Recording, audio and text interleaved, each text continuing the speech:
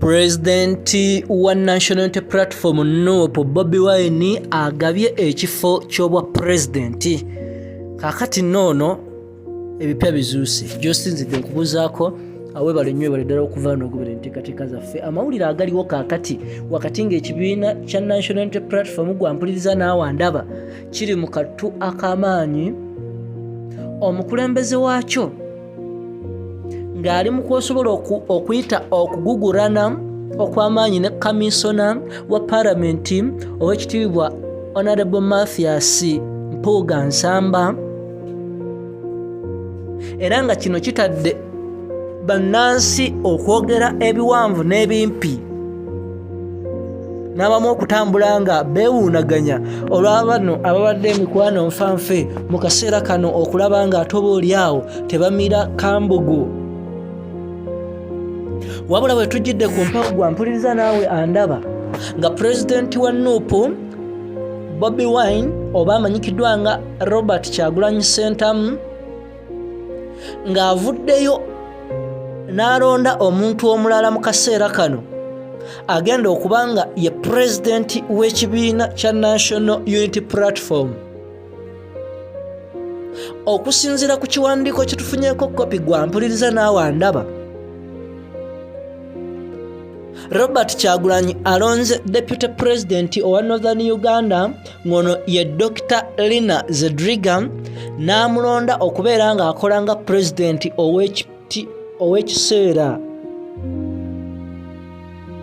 Onagamba nti nkulonze gwe Dr. Lina Zedriga okubeera nga ye gwe President wa National Unity Platform oba wa NUP okumala ennaku 10.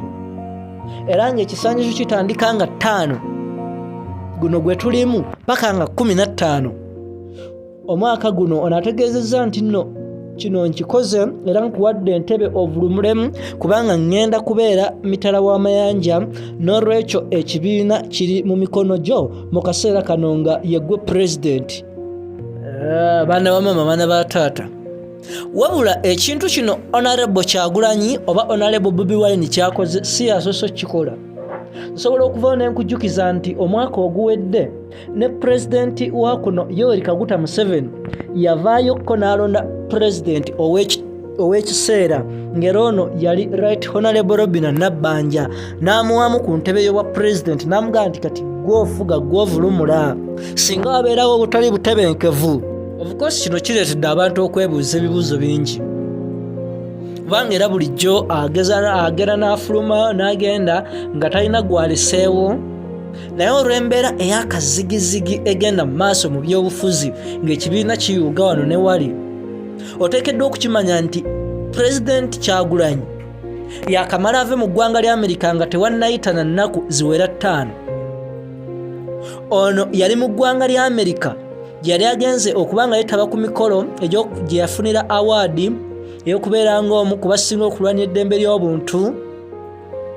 Era olugendo luno lw'omu Amerika lwali terunnaba kuggwako, wabula n'afiirwa kojjaawe Engineer Dr. Bosa Daniel Ruomwa.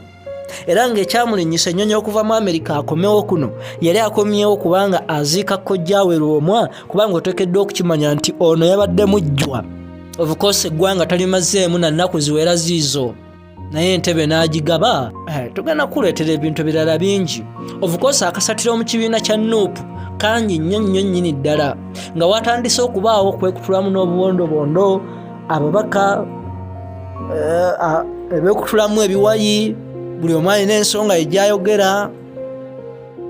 Katugenda kutuusaako byonna. Subscribe ngo sharing commenting tukuleetere byonna. Nze Ssemaganda Moses Hope lwa Kampala Media TV yonna gy'osinzidde.